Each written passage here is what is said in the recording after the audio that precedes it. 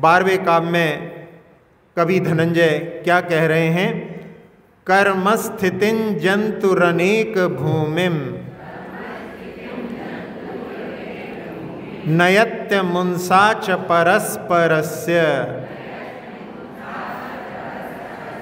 त्वन्नेत्र भावं हि तयोर्भवाब्धौ जिनेन्द्र नौ नाविक योरिवाख्यः कर्म स्थितिं जंतुरनेक भूमिन्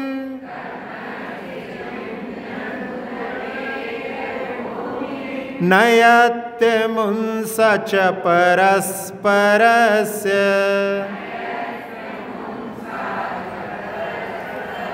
त्वन्नेत्र भावं हि तयोर्भवाब्धौ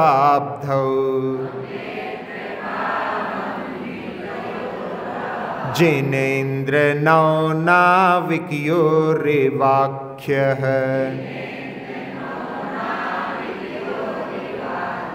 कर्म स्थितिं जंतुरनेक भूमिन्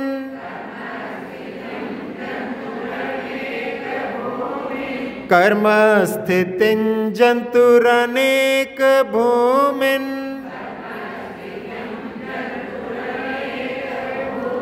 नयत्य मुंसा च परस्परस्य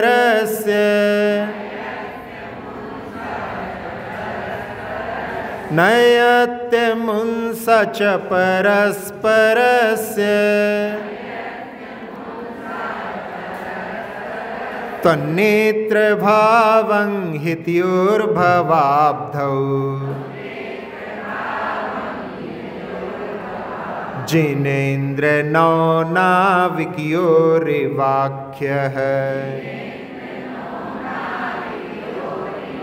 त्वन्नेत्र भावं हि तयोर्भवाब्धौ जिनेन्द्र नौ नाविकयोरिवाख्यः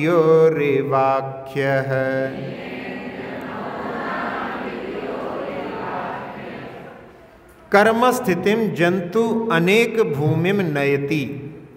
कर्म की स्थिति जीवों के लिए, जंतुओं के लिए, यानी जंतु शब्द यहाँ पे जीव के लिए है, अनेक भूमिम नयति, लेकर के जाती है। कर्म स्थिति जो है जीव को अनेक स्थान पर लेकर के जाती है। और चासा अमुम अनेक भूमि, और जीव भी जो है कर्म स्थिति को अनेक भूमि पर लेकर के जाता है। यानी जीव जिन कर्मों को बांधता है उनकी भी अनेक स्तर होते हैं, वो वहाँ पर लेकर के जाता है। फिर कर्म उसको जो है अनेक जगह पर लेकर जाता है। इसलिए परस्पर में, एक दूसरे में। त्वन्नेत्र भावम, आपने ये नेतृत्व भाव जो कहलाता है, नेतृत्वपना, नेता कहलाते हैं जो लेकर के जाते हैं, तो एक दूसरे को लेकर के जाते हैं। इसलिए भगवान आपने नेत्र भावम तयोः, यानी उन दोनों के बीच में, भवाब्दौ, भवाब्द यानी भव समुद्र में, संसार समुद्र में जिनेन्द्र भगवान का संबोधन की, हे जिनेन्द्र आपने नौ नाविकियो इव आख्यः, नाव और नाविक के समान आपने बतलाया है। जैसे नाविक जो नाव को लेकर के जाता है और नाव नाविक को लेकर के जाती है, तो एक दूसरे को नेतृत्व भाव करते हैं। उसी प्रकार से कर्म की अनेक स्थितियों को जीव जो है अपने भावों से लेकर के जाता है, और वो कर्म स्थिति फिर जीव को अनेक स्थानों पर लेकर के जाती हैं। ऐसा नेत्र भाव, नेतृत्व भाव यानी नेतापना, नेता वो कहलाता है नयति इति नेता, जो दूसरों को आगे बढ़ करके और सबको पीछे पीछे लेकर के जाता है, तो वो जो है नेतापना। तो यहाँ पर ले जाने का जो भाव है उसकी दृष्टि से कह रहे हैं कि कर्म जीव को अनेक जगह पर लेकर के जाता है और जीव उन कर्मों को भी अनेक स्तरों पर लेकर के जाता है। इस प्रकार से भगवान आपने परस्पर में उनका नेत्र भाव यानी नेतृत्व का, नेतापना का जो भाव है, भवाब्दो, इस भव समुद्र में किस प्रकार से कि नौ नाविकियो, जैसे नाव जो है नाविक को लेकर के जाती है और नाविक नाव को लेकर के जाता है परस्पर में, इस प्रकार से आपने कर्म का जो कारण और कार्य का भाव यहाँ पर दिखलाया है। कर्म सिद्धांत जिनेंद्र भगवान के द्वारा प्ररूपित एक ऐसा सिद्धांत है जो सबसे विशिष्ट है। पूरे संसार में कहीं पर ऐसा वर्णन किसी भी धर्म में इतना सूक्ष्मता से, क्योंकि ये सर्वज्ञ के द्वारा प्रणीत है, इसलिए यहाँ पर इस प्रकार से वर्णन हुआ है। उस कर्म सिद्धांत में सबसे पहले अपने मन वचन काय की क्रिया के द्वारा जो कार्मण वर्गणाएं रहती हैं वो कर्म के रूप में परिणत होती हैं। अपन जो भी मन से चिंतन करते हैं, जो भी वचन से बोलते हैं और काय की क्रियाएं होती हैं, उससे अपनी आत्मा में परिस्पंदन होता है, हलन चलन होता है। और वहाँ पर जो उपस्थित हैं कार्मण वर्गणाएं, उस हलन चलन के कारण उनमें परिवर्तन होता है। वो कर्म के रूप में परिणत होकर के जैसे दूध और पानी मिलकर के एक में एक हो जाते हैं, वो अपनी आत्मा में वहाँ पर स्थिर हो जाती हैं, मिल जाती हैं। अब उसमें जो बंध हुआ है तो बंद हो गया।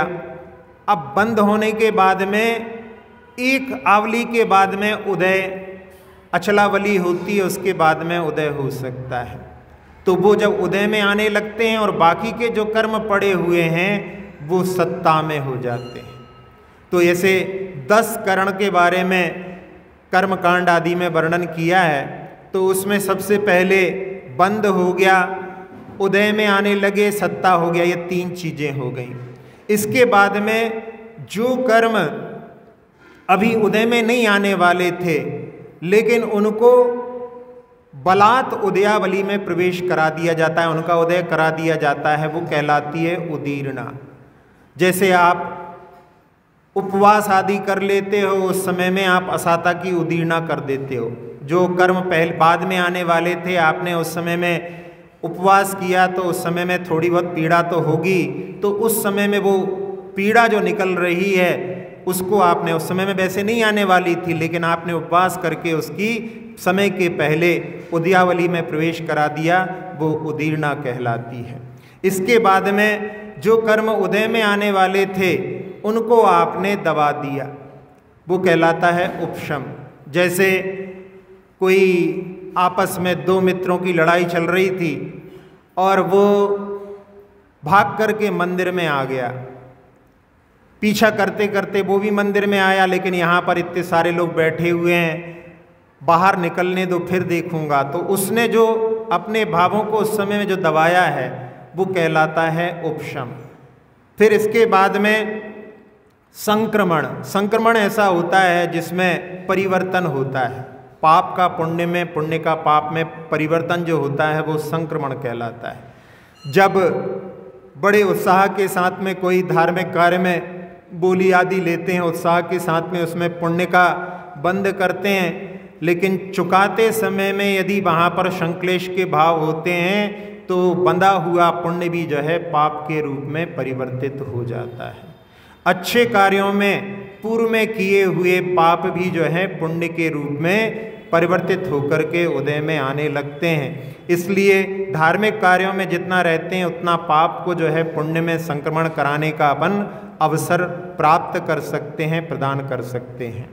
फिर इसके बाद में उत्कर्षण, जहाँ स्थिति और अनुभाग बढ़कर के आते हैं वो कहलाता है उत्कर्षण। जैसे आप लोगों ने खादरशाल बील की कथा सुनी है कि पहले वो यक्ष के रूप में उत्पन्न होने वाला था, लेकिन जब उसने अणुव्रतों को धारण कर लिया तो कल्पवासी देव, और कल्पवासी देव में महर्दिक देव बना तो उसकी स्थिति भी बढ़ गई और अनुभाग भी बढ़ गया। अनुभाग कहाँ पर वो व्यंतर था और कहाँ कल्पवासी देव, तो इस प्रकार से उसमें वृद्धि हो गई। जहाँ अपकर्षण होता है, स्थिति और अनुभाग कम हो जाते हैं, जिसमें राजा श्रेणिक ने पहले सप्तम नरक की आयु का बंद किया था और बाद में फिर उसको कन्वर्ट करके पहले नरक की, तो उसमें स्थिति और अनुभाग दोनों में परिवर्तन हुआ। फिर इसके बाद में होते हैं निधत्ति। निधत्ति कर्म में जिसमें कि ना उदीर्णा होती है ना संक्रमण होता है। और इसके बाद में आते हैं आखिरी में निघाचित कर्म। तो उसमें निकाचित कर्म में वहाँ पर ना उदीर्णा होती है, ना संक्रमण होता है, ना उत्कर्षण होता है, ना अपकर्षण होता है। ऐसे 10 करण जिनके माध्यम से अपन कर्म सिद्धांत को समझ सकते हैं। उदाहरण के रूप में आपने माल मंगवाया, माल आया, ये हो गया बंध। आपने उसमें से कुछ दुकान पर भेज दिया और कुछ गोडाउन में भेज दिया। जो दुकान पर बिकने लगा वो उदय हो गया, गोडाउन में पहुंच गया है वो सत्ता हो गई। अब माल जो है आपके पास आया था और कहीं नहीं पहुंचा था, उसके रेट बढ़ गए। आपकी दुकान 9 बजे खुलती थी, लेकिन कोई आ गया तो आपने 8 बजे ही खोल करके उसको माल दे दिया। ये उदीर्णा हो गई समय के पहले। फिर इसके बाद में माल का रेट कम होने से आपने बेचना बंद कर दिया तो वो उपशम हो गया। फिर उत्कर्षण, माल की कमी के कारण में माल का भाव बढ़ा दिया, माल की अधिकता के कारण में माल का भाव घटना, वो अपकर्षण हो गया। और निधत्ति में वहाँ पर आपने एक संक्रमण और रह गया। संक्रमण में आपने जो माल मंगाया उसको परिवर्तित करके दूसरा माल मंगा लिया, वो संक्रमण हो गया। तो यहाँ निधत्ति में जिसमें कि पहले भी नहीं बेचा और आपने परिवर्तित भी नहीं किया, वो हो गया निधत्ति। और जिसमें ना आपने परिवर्तित किया, ना पहले बेचा, ना जिसका माल का रेट बढ़ाया, ना कम किया, वो हो गया निकाचित। दूसरे उदाहरण के रूप में महिला वर्ग के हिसाब से भी सोच सकते हैं कि जैसे किसी को निमंत्रण दिया कि रविवार को आपको हमारे यहाँ पर भोजन करने के लिए आना है। अब उन्होंने स्वीकार कर लिया तो ये बंद हो गया। सुबह 10 बजे भोजन करने आना है। अब वो 10 बजे यदि पहुँचते हैं तो वो जो है उदय हो गया, 10 बजे जो है उसका उदय हो गया।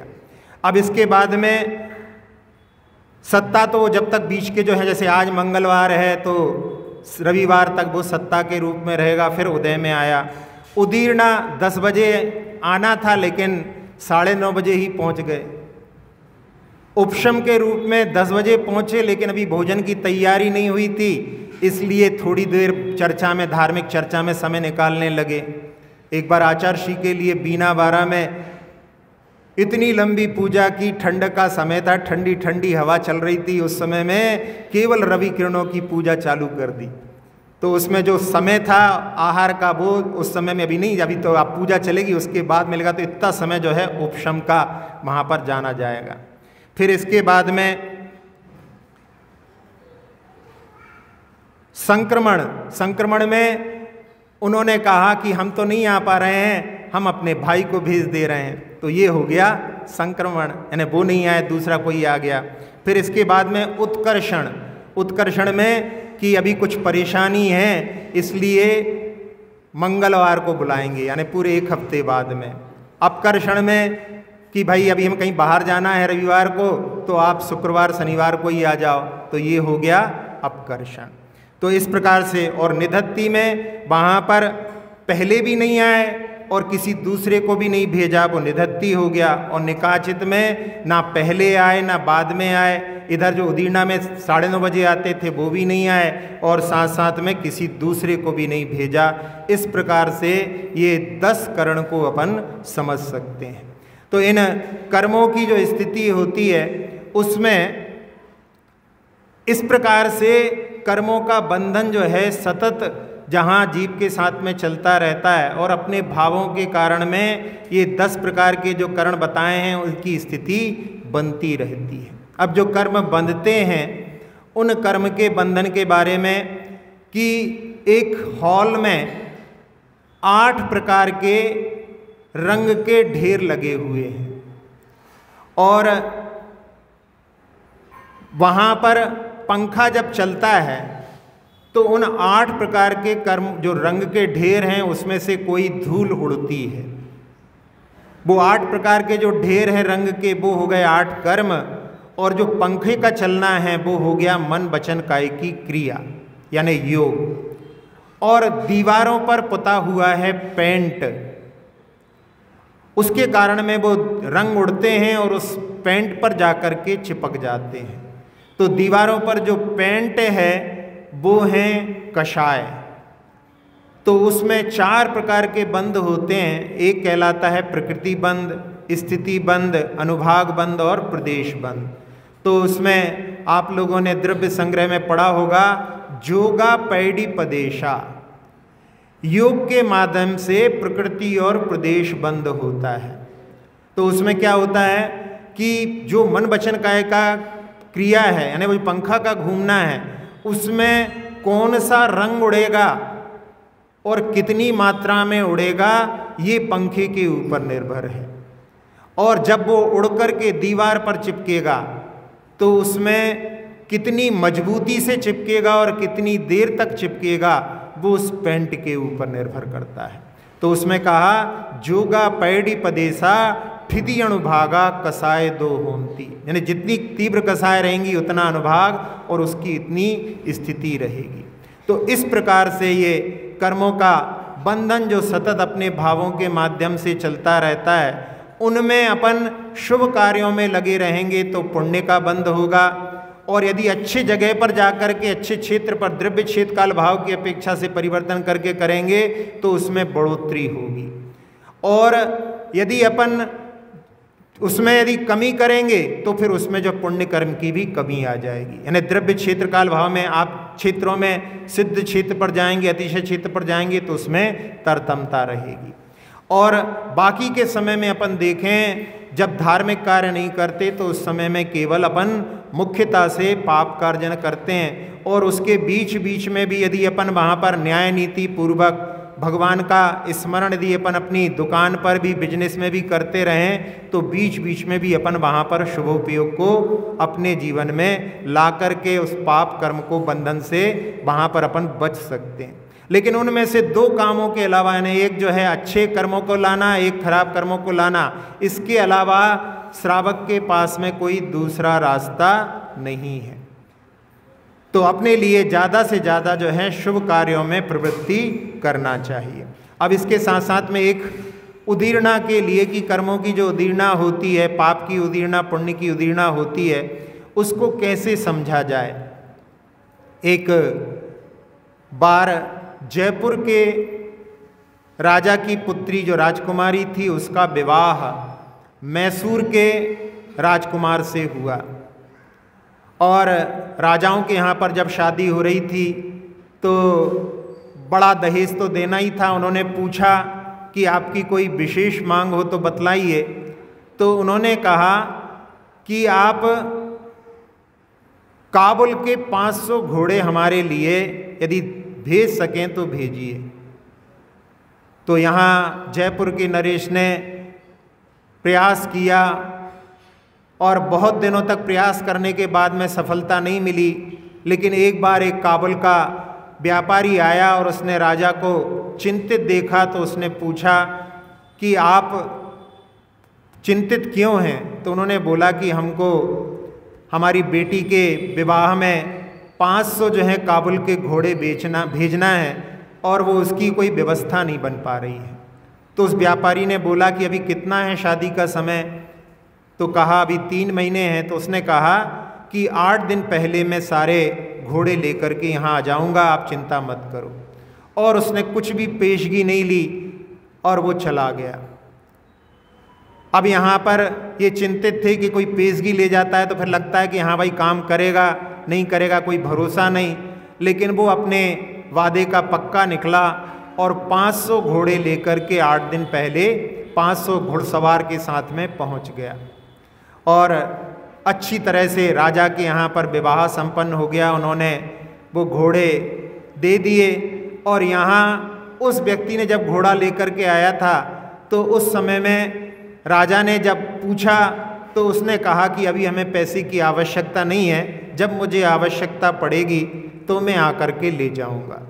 तो इन्होंने उसके बारे में कि जब आएगा तब दे देंगे। यहाँ विवाह आदि कार्य संपन्न हो गया।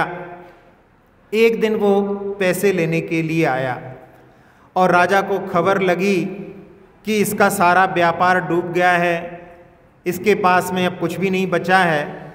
और जब वो पैसे लेने के लिए आया तो राजा ने कह दिया कि आप कौन। तो उसने कहा कि मैं आपके लिए 500 घोड़े लेकर के आया था। राजा ने कह दिया मैं तो आपको पहचानता नहीं हूँ। अब वो सुन कर के कि मैंने कुछ पैसे लिए नहीं, सोचा बाद में ले लूँगा, लेकिन आज ये कैसा व्यवहार कर रहे हैं। और उस समय में मंत्री लोग भी जो है राजा के विरोध में नहीं बोल पाए, क्योंकि वो जानते थे कि हमारे राजा बड़े ही नीति निपुण वाले हैं, यदि मना कर रहे हैं तो इसमें कोई ना कोई रहस्य होना चाहिए। और जब वो जाने लगा तो राजा ने मंत्री को इशारा किया कि इनको अतिथि गृह में ठहरने के लिए बोल दो। परेशान था, सोचा कि शायद हो सकता है परिवर्तन हो, अभी तो मना कर दिया है, बाद में शायद मिल जाएं। वो अतिथि गृह में ठहर गया और उस समय में उसकी हालत बहुत खराब थी, कुछ भी उसके पास नहीं था। तो उस समय राजा ने मंत्री से कहा कि उनको 100 बकरियां दे दी जाएं और साथ में 2 व्यक्ति उनके पालन के लिए रहें, चराने के लिए रहें, और उनके माध्यम से जो दूध मिले उनका पोषण हो और बेच करके उसके माध्यम से वो धन का अर्जन करें। वो सोचता है मन में कि कहाँ तो हमने घोड़े ला करके दिए और हमें बकरियां दे रहे हैं। फिर भी परेशानी है तो शांति से उसने उसको स्वीकार किया। और उधर देखते हैं कि बकरियां को जब चराने के लिए लेकर के जाते हैं तो कभी जो है 4-5 बकरियां कम हो गईं, कभी 10 बकरी कम हो गईं, कभी 25 बकरियां कम हो गईं, कभी वो बकरियां वापस मिल गईं, लेकिन थोड़ी मिली, बहुत सारी जो है खो गईं। ऐसा करते करते 10-15 दिन में 50 बकरियां बची। फिर उसके बाद में ऐसा हुआ कि जो खोई हुई बकरियां थीं वो वापस मिलने लगीं और धीरे धीरे करते करते 1 महीने में सारी बकरियां उनके पास में आ गईं। और फिर उसके बाद में लगातार जो है 8-10 दिन और देखा, वो सारी बकरियां वहाँ पर सुरक्षित रहीं और बल्कि और भी जो है उनमें वृद्धि होने लगी। फिर राजा ने अतिथि गृह में उनको संकेत दिया कि उनको बुलाया जाए, और वो काबुल का व्यापारी जब राजा के पास पहुंचा तो कहा कि ये जो है संपत्ति आपकी, घोड़ों की, स्वीकार करो। तो वो कहता है कि जब मैं पहले लेने आया था तब तो आपने मुझे पहचानने से भी इनकार कर दिया था, अब आपने बुला करके मुझे पैसे क्यों दे रहे हैं? तो उन्होंने कहा कि उस समय में हमने देखा कि अभी आपके पाप कर्म की उदीर्णा चल रही है, इस समय में यदि हम आपको वो राशि देते तो वो सारी की सारी नष्ट हो जाती। जब हमने देखा बकरियों के माध्यम से कि बीच में भी आपकी बकरियां खोती रहीं, बीच में कभी थोड़ी बहुत लौट करके भी आ जाती थीं, लेकिन फिर भी उसमें जो है कमी ही होती जा रही थी। और जब हमने देखा बहुत दिनों तक कि अब कमी नहीं हो रही है, वृद्धि होने लगी है, यदि इस समय में आपका पैसा आपको मिलेगा तो वो आपके लिए आपके व्यापार में वृद्धि कराने वाला होगा। ऐसे उन्होंने वहाँ पर उनके कर्म की, जो पाप कर्म की उदीर्णा और फिर किस प्रकार से परिवर्तन हुआ उसको उन्होंने देखा। तो उस समय में वो व्यापारी कहता है कि जब मेरा पुण्य कर्म का उदय आ गया है तो मुझे इस पैसे की आवश्यकता नहीं है, और वो वहाँ से चला गया।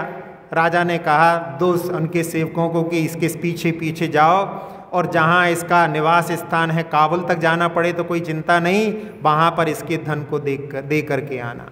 वो साथ साथ में चल रहे हैं, और जहाँ जहाँ उसका धन डूबा था, जिन्होंने खा लिया था, इन्हें हजम कर लिया था, दे नहीं रहे थे, वो सब उसको बुला बुला करके वापस लौटाने लगे। तो उन्होंने देखा कि देखो हमारे राजा ने देखा कि अब इनका पुण्य कर्म का उदय आ गया है, इसलिए सब वहाँ पर अनुकूलताएं इनके लिए प्राप्त होने लगी। तो ऐसे जो हैं कर्म के सिद्धांत को समझाने वाला ये काव्य यहाँ पर, जहाँ पर अपन ने देखा कि कर्म जो है जिस भावों के माध्यम से अनेक स्थानों पर पहुँचाया जाता है, वो कर्म भी जीव को लेकर के जाता है। राजा शरणिक ने कर्म को बांधा और उसमें पहले सप्तम नरक से फिर जो उसको प्रथम नरक कर दिया, भले ही लेकिन आयु में संक्रमण नहीं होता, एक बार जो आयु बन गई उसमें परिवर्तन नहीं होता, फिर बाद में बंधा हुआ आयु कर्म उनको नरक में लेकर के गया। जब श्री राम ने पूछा शत्रुघ्न से कि क्या चाहिए तुम्हारे लिए, कौन सी जगह चाहिए, तो उन्होंने कहा कि हमको मथुरा चाहिए।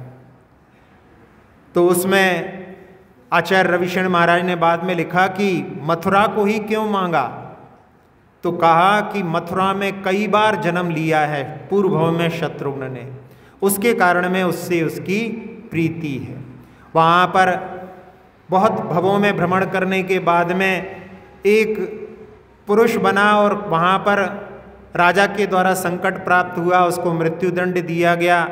एक मुनिराज ने उनको देख करके कहा कि यदि दीक्षा लेने को तैयार हो तो मैं तुम्हारे दंड को जो है माफ़ करवा सकता हूँ। उसने वहाँ पर दीक्षा ली और दीक्षा लेने के बाद में सौधर्म स्वर्ग पहुँचा। फिर आने के बाद में अचल नाम का राजकुमार हुआ मथुरा में ही, और मथुरा में ही फिर वहाँ पर कुछ संकट के कारण में जो सौतेले भाई थे उसके कारण में जंगल में गया। जंगल में एक बढ़ई मिला और इसके पैर में कांटा लगा हुआ था, उसने मदद की। तो उसने कहा कि जब मेरा नाम सुनो कि मैं राजा बन गया हूँ तो तुम मेरे पास आना, मैं तुम्हारी मदद करूँगा। और जब ये राजा बनता है वो वहाँ पर आता है और उसको देख करके पहचान जाता है कि इसने मेरी मदद की थी। फिर वहाँ पर उसको भी राजा बनवाता है जिसने मदद की थी, और दोनों तपस्या करके स्वर्ग जाते हैं। फिर वहाँ से आने के बाद में ये शत्रुघ्न के रूप में उत्पन्न होते हैं, और वो जो है दूसरा वो कृतांत वक्त्र सेनापति के रूप में उत्पन्न होता है। और जब शत्रुघ्न जो है मथुरा को जीतने के लिए जाते हैं तो कृतांत वक्त्र को भी उनके साथ में वहाँ पर भेजा जाता है। तो इसे पूर्व भव का जिसके प्रति अनुराग यानी भावों से जिसको वहाँ पर कर्मों को बंद किया है, तो उसके माध्यम से फिर कर्म भी फिर वहीं पर लेकर के जाता है।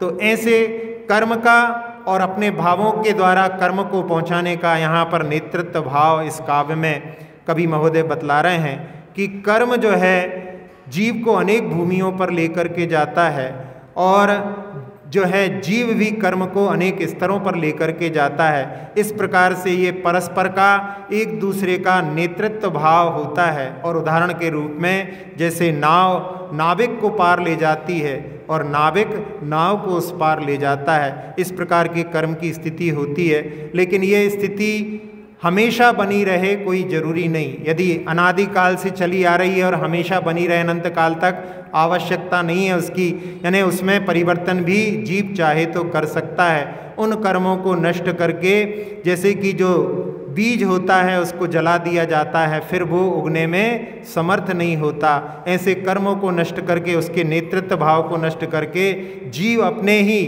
परिणामों के माध्यम से और मुक्ति को भी प्राप्त कर सकता है। उस समय में फिर कर्म जो है ऊपर लेकर के नहीं जाता, उस समय में जीव इतना हल्का हो जाता है कि स्वभाव से ही वो गमन करके ऊर्ध्वगमन करके और सिद्ध अवस्था को प्राप्त किया है, वहाँ पर सिद्ध लोक में जा कर के अनंत काल के लिए जो शाश्वत स्थान है उसको भी प्राप्त कर सकता है।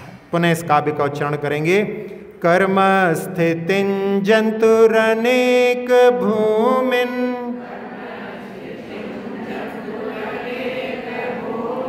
नयत्यमुंसा च परस्परस्य त्वन्नेत्रभावं हितयोर्भवाब्धौ जिनेन्द्र नो नाविकयोरिवाख्यः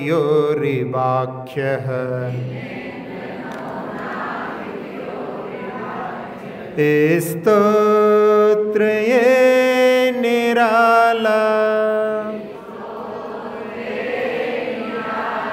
सब दुख को हरने वाला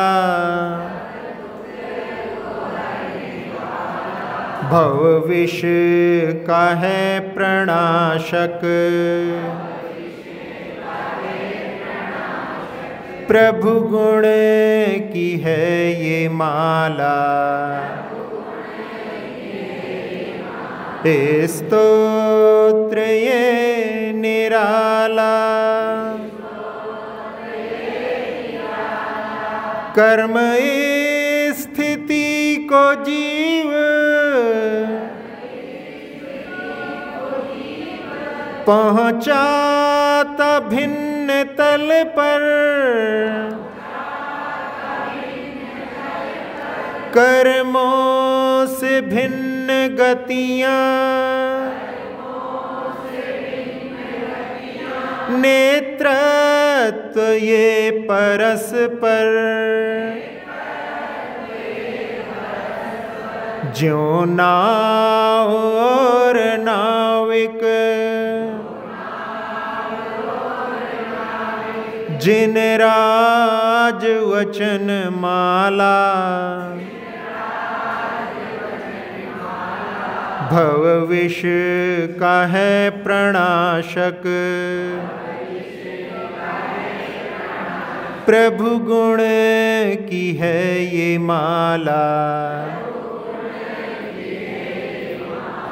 स्तोत्र ये निराला अक्षर पद मात्रा से दूषित वचन अगर ममहीन रहे और प्रमाद कषाय के वश में सम्यक अर्थ विलीन किए जिन वाणी माता मेरी उन सब त्रुटियों को क्षमा करे दें आशीष शीघ्र हम सबको केवल लब्धि रमा मिले प्राप्त हमें हो बोधि समाधि परिणामों की शुद्धि हो निज आत्म उपलब्ध हमें हो शाश्वत सुख की सिद्धि हो चिंतित वस्तु दात्री माता चिंतामणि उपमा भाती करूं वंदना पूर्ण विनय से चरण रखूं मैं ये पाती कर जिन वाणी स्तुति तन की ममता टार महामंत्र का जाप अब सभी जपे नव बार